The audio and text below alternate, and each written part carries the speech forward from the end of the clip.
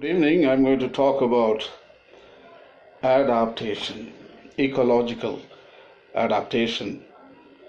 IPCC fifth assessment report recommends adaptation and also evaluate the risk reduction, vulnerability. These are included in the process of adaptation. Risk assessment must be comprehensive so that development programs and adaptation strategies in one sector do not lower climate resilience in another. Adaptation is fundamentally about risk management.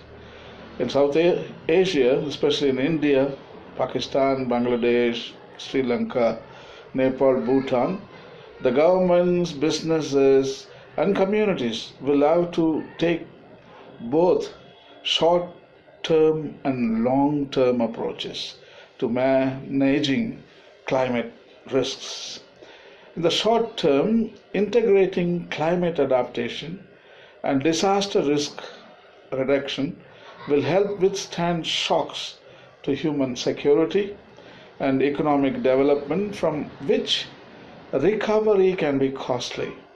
South Asian governments, businesses, and communities can do much to anticipate and reduce risk rather than reacting after impacts have occurred.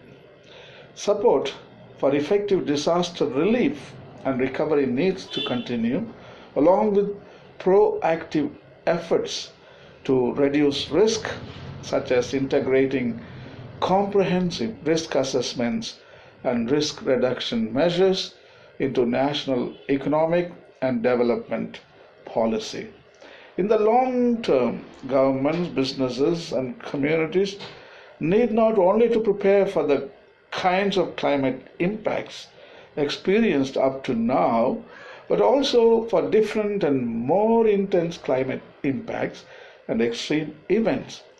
Measures may include providing adequate housing, infrastructure, or services, or mainstreaming climate change into planning processes.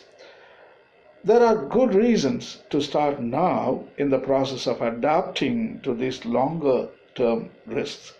The IPCC cautions against overemphasizing short term outcomes or insufficiently anticipating consequences, given that climate change cuts across sectoral boundaries. Poorly conceived development programs or sector specific adaptation strategies could lower resilience in other sectors or ecosystems.